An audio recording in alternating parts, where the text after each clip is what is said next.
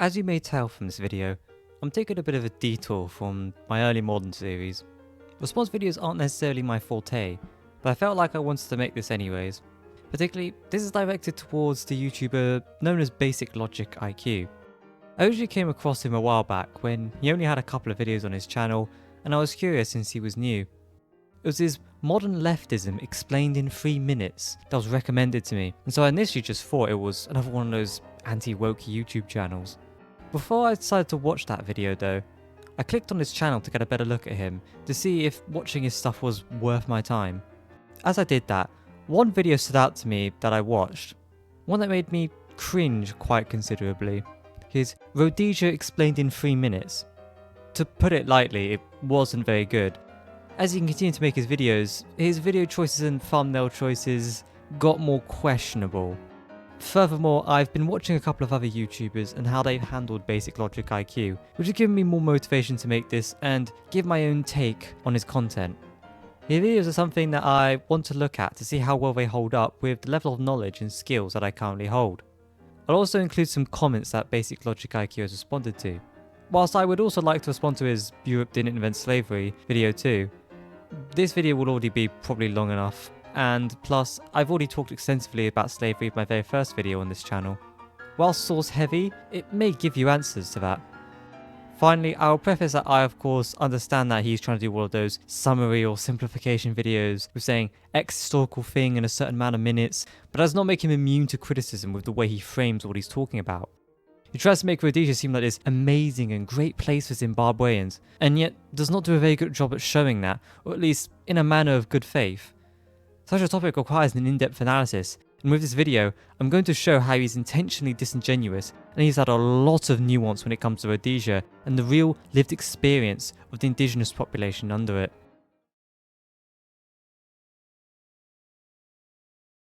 Starting off by looking at his description and his top pinned comment, it would kind of be helpful to see where he's getting his information from, but he doesn't necessarily detail that. The funniest thing about this is that if you actually go through the comments, someone asks what his sources are and he cites The Great Betrayal by Ian Smith. Yes, the last Prime Minister of Rhodesia. So already off to a great start. Whilst he may admit that it's very biased, it would heavily depend on what other sources he has used to potentially counter what Smith has said, as otherwise, as far as I can tell, that is the only source he has used. Likewise, saying that it's somehow one of the best books on Rhodesian history would be as if one were to say Jefferson Davis's The Rise and Fall of the Confederate Government was the best book to learn about the history of America. It may be useful to some extent to get an idea of what the thought process of said leader were and his experiences, for example, but beyond that it has limited value. Pre-colonial Zimbabwe was a hellhole, filled with warring tribes and no technological advancements, not even the wheel. The strategy among the native population was to have as many children as possible, and if they were lucky, 2 would survive. So here, he makes quite a few bold assertions. Let's get an idea of what pre-colonial Zimbabwe looked like. Zimbabwe had many great empires in the region, ranging from the Kingdom of Great Zimbabwe from the 1100s to the 1400s, to the Mutaba Empire from the 1400s all the way till 1884. With population, when contrasting with Europe, whilst they followed a strong-box city model, Zimbabwean population centres weren't all that big and followed quite a different model. As Chirikure et al. Discusses in What Was the Population of Great Zimbabwe, even suggesting a population of up to 20,000 was questionable. The estimate that Great Zimbabwe had a population of 20,000 people is not supported by the sparse archaeological evidence. In fact, a high population for Great Zimbabwe would make it an anomaly, a densely populated island on a sparsely occupied and predominantly rural landscape. This was a result of approximately 40% of children not surviving to their 5th birthday. So there can at least be a degree of agreement with BasicLogicIQ here on specifically what he said about them trying to have as many kids as possible but dying early, which was characteristic of this period of time. Even so, some strong disagreement does come in the form of how Zimbabwean society was actually quite complex and developed rather than just this simplification of warring tribes. For example, by the time of the Mutapa Empire, it had a clear system of feudal clientelism. Known as the Nyai process, wealthy big men would offer their sisters or daughters as wives to dependent young men, Vanyai, in exchange for labour which would take roles ranging from guards to spies and eventually even councillors or headmen if their patrons' influence grew. The native population lived in either thatched housing for agriculture areas, whilst the more urban-like areas incorporated existing granite reliefs or rock outcrops, such as well-backed hills, Bornharts, or castle kopjes. The infamous Great Zimbabwe ruins featured some of this impressive walled enclosure, including the well-known Great Enclosure with its conical tower. Furthermore, also contrary to this idea of no technological advancements, this wasn't the case at all. The agriculture was remarkably resilient as crop selection and cultivation made them drought resistant and less prone to pests, ensuring food security even in the arid agricultural regions that were characterised by short rainy seasons and limited annual precipitation. Advancements also went as far as being able to construct large dakas, which were strategically excavated pits that served to collect and retain rainwater. Researchers have estimated this reservoir system could hold as much as 18,000 meters cubed of water, or approximately 7 times the size of the average modern Olympic swimming pool. Most crucially of all, their metallurgy capabilities were relatively advanced, having started out with natural draught furnaces that were 1.5 to 2 meters in height and about 1 meter in diameter.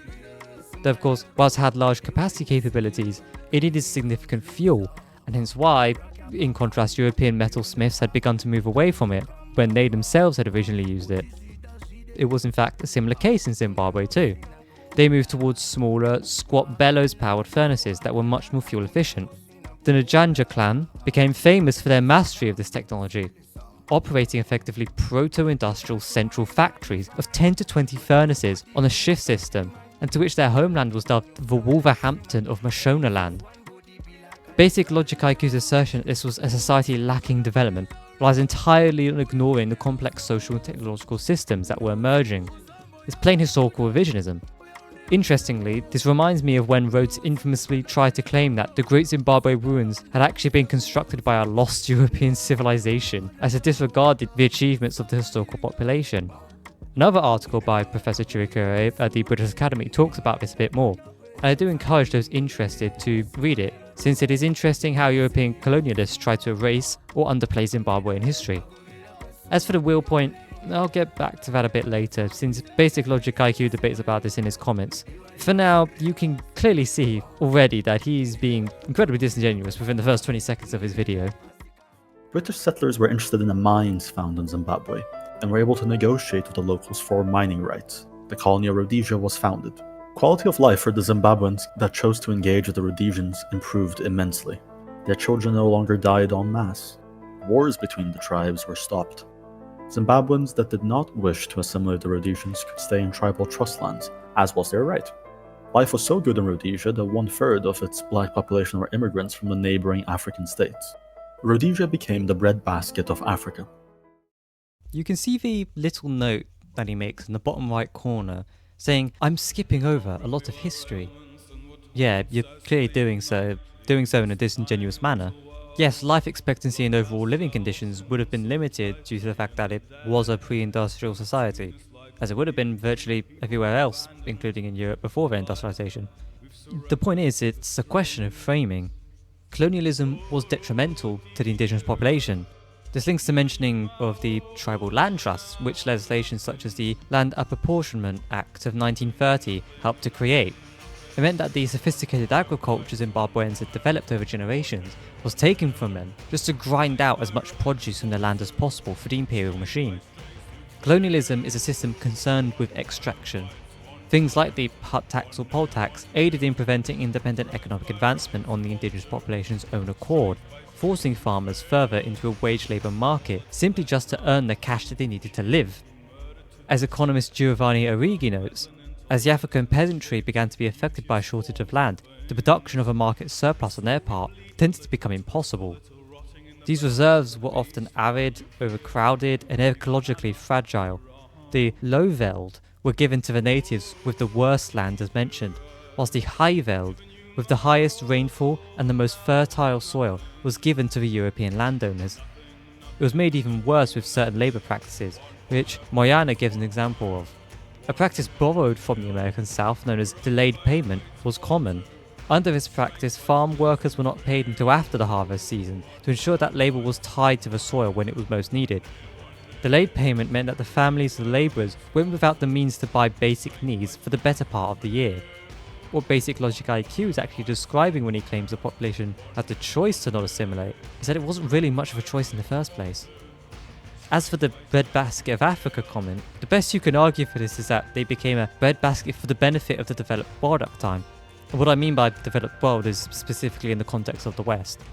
For example, the Maize Control Act of 1931 created a two-tier pricing system, forcing black farmers to sell what maize they grew at significantly lower prices than white farmers, to which historian Robin H. Palmer argues that by 1939, African traditional grain cultivators had been completely destroyed. Handling was actually so bad that the figures show total yields of grain fell from around 3.5 million bags in 1923 to 3.1 million bags in 1939, even whilst the population grew. What the colonial administration had essentially done was aggressively push the transition from indigenous, drought-resistant small grains to maize in order to serve European export markets, a move that has been described as ecologically suicidal.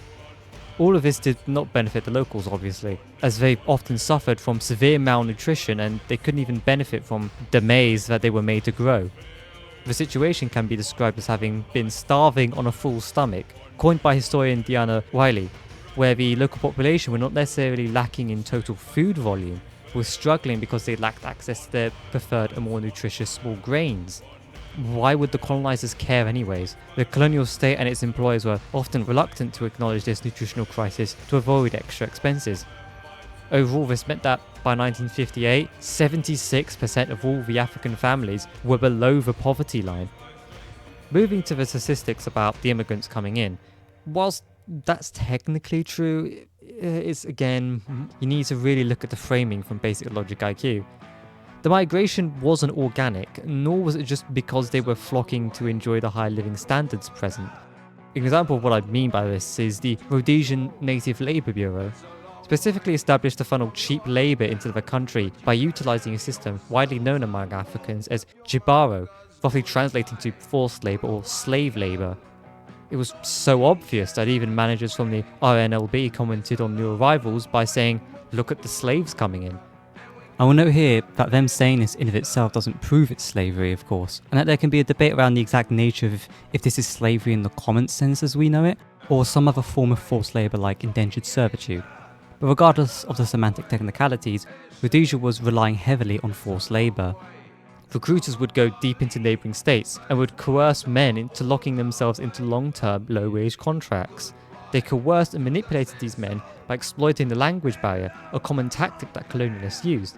Agents would frequently mislead workers about the length of their contracts, confusing months with tickets, which were in practice something that was much longer to complete due to technicalities such as with illness or rest days. Those who resisted this rounding up by the RNLB were sometimes whipped or had their grain stores burned down. European employers actively preferred this imported labour over local Zimbabweans because they had no local support networks, could be deported at will, legally barred from striking or unionising under draconian laws like the Masters and Servants Act 1901 and later iterations. Whilst the RNLB was disbanded in 1933, and Jibaro de jure ended, this was because it was seen that the peasantry had been fully proletarianised. And either way, the practice of using coerced labour in general from the natives still continued well later into Rhodesia's existence. But Rhodesia was not perfect. It was not a true democracy. The Rhodesians knew that democracies are an expensive social technology that cannot be imposed on a people foreign to it. Institutions need to be built up first and social trust gained, otherwise a democracy would fall, as happened to the unfortunate colonies who adopted majority rule too fast. So Rhodesians made it so only literate property owners could vote. This resulted in their small white population having near total control of the government. Simultaneously, they invested heavily into educating their native population so that they could eventually participate. The issue was a demographic one. The Zimbabweans kept up their past breeding practices, but now their children actually survived. Their population exploded, but they did not have the means to sustain so many children. This excess population became dependent on social welfare, funded almost entirely by its tiny white population, and eventually, Rhodesia simply could not afford the social welfare. This resulted in many young disaffected Zimbabweans who were easily radicalized. Basic Logic IQ claims that the Rhodesians wanted to build social trust and prepare the necessary institutions for the population to engage in democracy. This is a complete fabrication.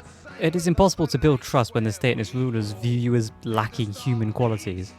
I personally believe that actions speak louder than words, and yet even with the latter, it still backs up to this dehumanization that they engaged in, as evidenced with how Rhodesian officials and managerial circles deemed locals as labour devices, labour units or tax-paying units, and never people. In actuality, they never wanted to create any kind of democratic institutions for the natives. It was only ever that it was going to be a democracy for the white literate property owners. If we really want to look at the claim being made about wanting to educate the native population so they could eventually participate, this still falls flat on its face and is parroting the narrative that Rhodesia themselves promoted in believing that the natives were unqualified to participate in democracy.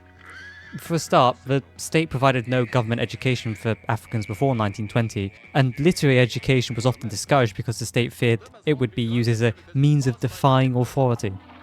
If you look at parliamentary documents like Rhodesia Education of Africans dated 1967, it shows statistics shared between politicians that reveal how, by the late 1960s, they understood that even whilst 91.5% of school children were technically in school, specifically primary school, eventually it was shown how, in 1965, out of 643,000 Africans of school age, only 56 were in the upper sixth form.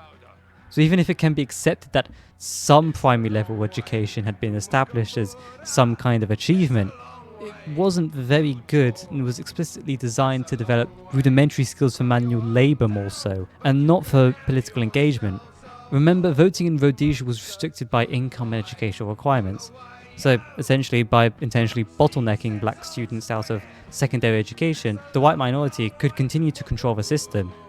To actually show how schools were genuinely poorly funded, the New York Times in the 1970s revealed, when reporting on the situation in Rhodesia at the time, Mr. Smith said that his budget for the 1975 and 76 school year was 34.5 million Rhodesian dollars, or 55.2 million American dollars, and that of the European division, $44.8 million. An African school with an enrollment of 810,000, this represents government spending of $68.14 per child. Spending per white child, given an enrollment of 60,000, is $746.66.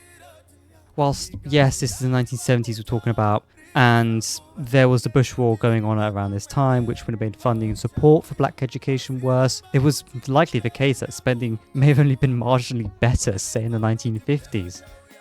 Of course, Basic Logic IQ does attempt to excuse this anyways by claiming that the government could simply no longer afford it actually due to exploding demographics. It wasn't necessarily that they didn't have the money to cover their growing population, however, it was that their existence as a settler colonial state began to catch up with them, which crucially links to why funding for indigenous education was so terrible. To note first, monitoring and improving African nutrition, for example, was largely left to religious institutions such as the Methodist and Catholic churches, and indigenous African mutual aid societies, rather than state welfare. Secondly, it wasn't just the case that the Rhodesian government was broke, it was that they prioritised the military over welfare. They had to spend a significant proportion of their money trying to maintain the power of their regime through the military and suppressing dissent, particularly after the passing of the Law and Order Maintenance Act of 1960. CIA documents released about Rhodesia around mid-1979 reveal how bad the situation eventually got by towards the end of its existence. Whilst approximately 48% of the black population was under the age of 15, it would have only created a high dependency ratio if the spending was actually proportional. It was the case that the diversion of resources into defence had directly undercut economic growth. Since the Unilateral Declaration of Independence of 1965, they'd suffered a 13% decline in real output due to the increasing burden of defence, the erosion of the middle class market by white immigration, waning business confidence, and weak international demand for Rhodesian products, which is due in part to economic sanctions. And finally, they discuss this crucial piece of evidence. Direct military, police, and internal security outlays in the fiscal year ending in July 1979, will reach an estimated $400 million, 28% of the total budget expenditures, as compared with only 17% early in the 1970s. If the defense-related expenditures of other ministries were counted, estimated at $50 million in the current fiscal year, the cost of defense rises to nearly 1/3 of the budget. Two major Marxist terrorist groups emerged as a result: ZIPRA, led by Nkomo, and ZANLA, led by Mugabe. They specifically targeted people who couldn't fight back: women and children, as well as missionaries and members of the Red Cross. The framing that the Rhodesian Bush War was a white versus black majority conflict is nonsense propaganda. The majority of the Rhodesian army was black. The terrorists were equally invested into killing each other and their fellow Africans as they were into killing white Rhodesians. The Rhodesians won every major engagement, but the war was unwinnable, as the international community demonized the Rhodesians as a racist regime, sanctioned them, and began to fund the terrorists. ZANLA, led by Mugabe, ultimately won in 1979. The first thing he did was genocide Nkomo's tribe and wipe out the last of ZIPRA. He then took the farms and wealth from white people and rival tribes and gave it to his loyalists. His loyalists proved unable to tend those farms, and now the Zimbabweans starved to death on the streets, their human rights completely trampled. Modern black Zimbabweans openly talk about how much better life was under Rhodesia, and in an effort to save their ruined economy, are now offering whites reparations for the atrocities they suffered, hoping they'll come back to fix their situation.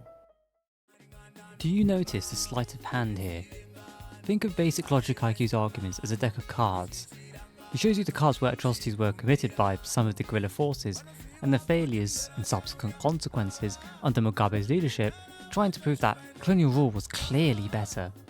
Yet he conveniently seems to omit the Rhodesian Cellular Scouts, for example, who dressed up as insurgents to murder indigenous civilians. M.T. Howard's Black Soldiers in the Rhodesian Army is a good book that'll be helpful to really show what things were like for both soldiers and Rhodesia as a whole.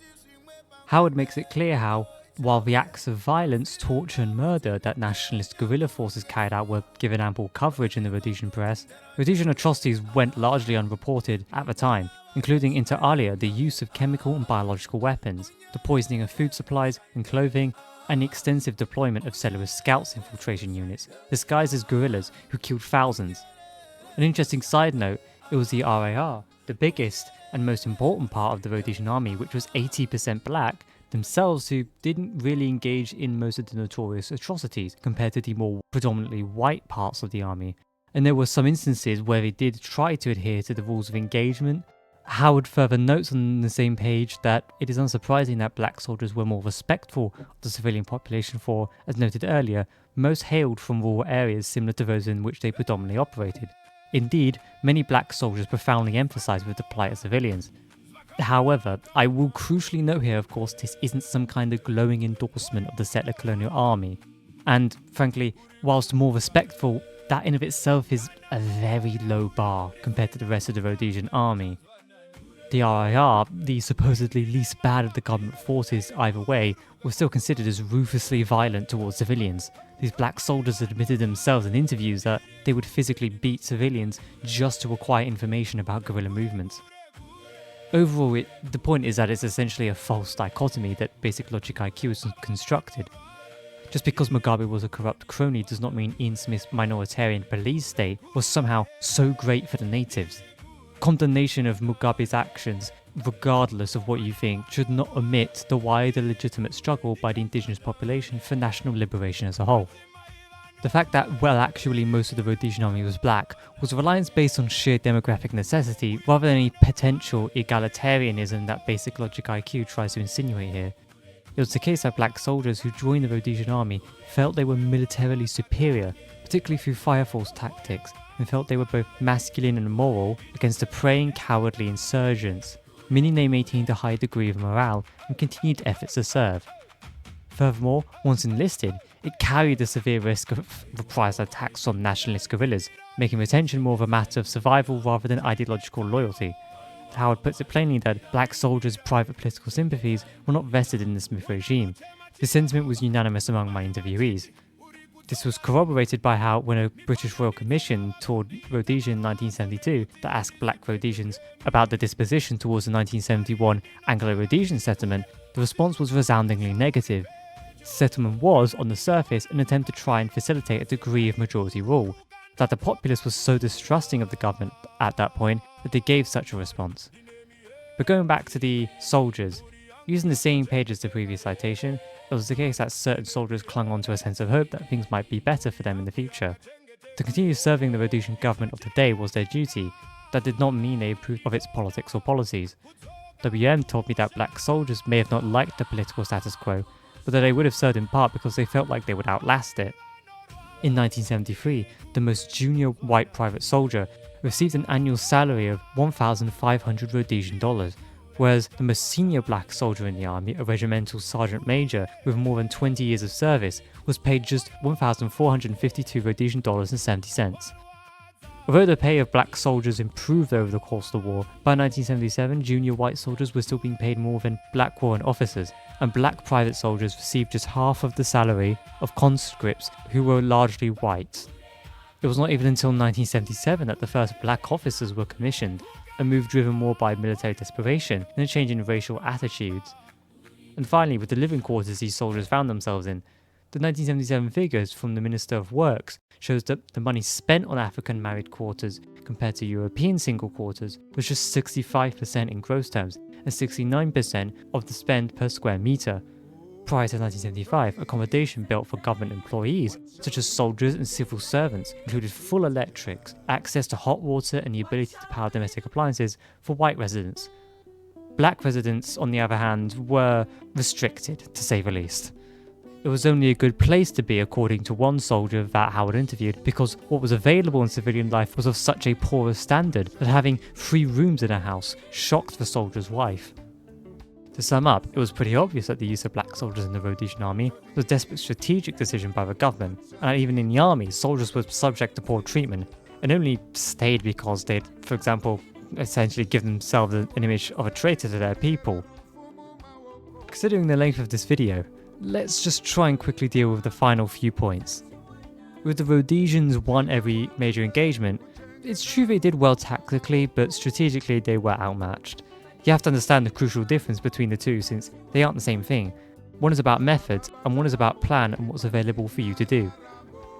And now, with the final 2 points, Basic Logic IQ states how modern black Zimbabweans openly talk about how much better life was under Rhodesia, and in an effort to save the ruined economy, are now offering white reparations for atrocities they suffered, hoping they'll come back to fix their situation.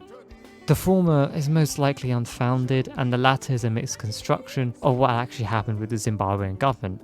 With the former, I would genuinely be interested to see where he is sourcing this claim that Zimbabweans, and I mean the majority of them, think that life was better under Rhodesia and crucially would want to return to that. May I remind you, Basic Logic IQ has provided 0 sources on this, and I had to look in the comments just to find something. As far as I can tell, there's no credible polling on the matter, and the best you can find are maybe a few anecdotes. While many Zimbabweans openly criticise the severe failures of the current government, using that modern frustration to claim a retroactive love for a settler colonial state that treated them as second-class citizens is a massive unfounded leap.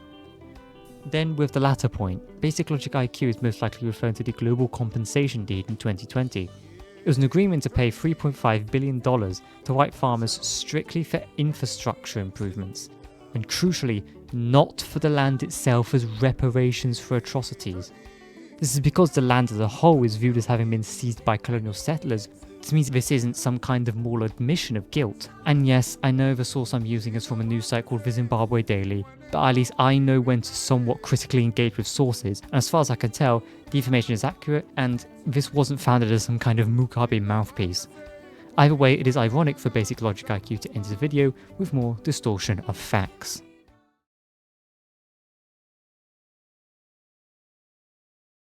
Now, with this part of the video, I'm gonna address some points that Basic Logic IQ made in the comments that I thought were interesting. Considering the amount present and the length of the video, I'll just quickly go over some of them that I feel like should be addressed the most and haven't already functionally been addressed in this video earlier. For the first point, there absolutely were functioning states such as the Ndebele Kingdom, as he himself literally mentions and cites one of their kings. Likewise, pre-colonial Shona societies were actually socially cohesive, particularly under cooperative work systems known as Humwe. Whilst it is correct that Ndebele and Shona clashed, this was more of a system of feudal tribute extraction rather than some form of complete chaos or anarchy. And I would also note the use of the term Shona itself isn't very accurate. One of my sources goes into more detail about this, which it is quite interesting. There isn't one necessarily whole and cohesive group of there being a Shona people. Moving to his second point, this just hand waves away the factors for Africa because they didn't build road networks exactly like that of the Incas. This in of itself is an excuse to hand wave away claims of Eurocentrism, that the detested fly somehow doesn't count when it is an incredibly important factor in this kind of conversation. Furthermore, building stone road networks across the savannah and dense bush would have been an absurd waste of resources. For human porters, for example, networks of dirt paths and riverways are far more practical and energy efficient. As a matter of fact, they also had relatively developed logistics connecting Zimbabwe. This idea that they didn't have large-scale logistical systems at all is just false. They coordinated the logistics of large amounts of materials from the African interior across large distances to trade ports along the Mozambique coast. This material was then integrated into the global Indian Ocean trade by the Swahili as far back as 1000 CE. Managing something on that scale requires immense administrative and logistical coordination, regardless of whether the goods moved via cart, human porter, or whatever. And then there's his defense of the Rudd concession, that it being trickery was some romantic myth. In actuality, the Rudd concession was a documented historical fraud. Even in the British Parliament around that time, it was fiercely debated because of the fact that Rhodes and Rudd had deceived Lobengula. Politicians recognised this. Rhodes and Rudd had exploited the fact that the monarch would promise to agree to something verbally, then extra things would be introduced in the final written document, to which the monarch could not read and had not agreed to. Lobengula originally thought that he was just allowing the British to do some mining operations in his lands, not that the land would be settled by Europeans, completely taken over by them, and given exclusive rights to all their mining in the land. I recommend anyone interested to check the parliamentary document I'll cite for this. It's long, but it gives a full scope of the debate that went on at the time and the pieces of evidence put forward. And of course, there's plenty of other sources out there that you can look at. And finally, as for the atrocities in protected villages mentioned, this entirely omits something like Operation Overload. The Rhodesian government engaged in counter-insurgency by forcibly uprooting thousands of rural indigenous civilians, burning their homes and moving them at gunpoint into protected villages, often referred to as keeps. These were essentially concentration camps surrounded by barbed wire minefields designed to cut off food and support to the guerrillas. This wasn't just some of the families of black soldiers, as previously mentioned, who decided to move away due to the guerrillas. This wasn't just some abuses that happened. These were sizable chunks of the population who were being punished en masse for the potential support that they could give to the enemy.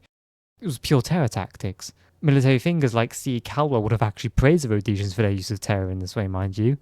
He was a prominent influence in British counterinsurgency strategy. He promoted the use of terror to destroy the strength of guerrilla forces during the Boer Wars. It was a brutal doctrine that the Rhodesian state clearly and directly inherited to use against its own people decades later. As I've researched this, Basic Logic IQ has essentially given me the image of him being a 19th century colonialist trying to justify what he's doing is benevolent and how these primitive savages have to be civilized. Throughout this video, we have shown that Basic Logic IQ either fundamentally doesn't know what he's talking about, or he's purposefully omitting crucial context to construct a fantasy narrative about how based and amazing Rhodesia was. Given the sheer volume of his omissions, it's hard to believe it's just ignorance, and it's more likely a calculated deception. His other history-themed videos pretty much suffer from a similar disingenuous framing. If you're also interested, the sources I'm using for this video will be cited, of course, and can go into much greater depth about how pre-colonial Zimbabwe and Rhodesia really looked like, as I couldn't fit everything in here, it's already long enough. Though, I might do more videos detailing the issues with his other videos in the future, but I'll only do that if this does get a sufficient amount of likes and support, as this took quite a while to make. Sadly, this video applies under Brandolini's law. It simply just is the case when it comes to this kind of content, and hence how it can often easily be regurgitated and mass-produced.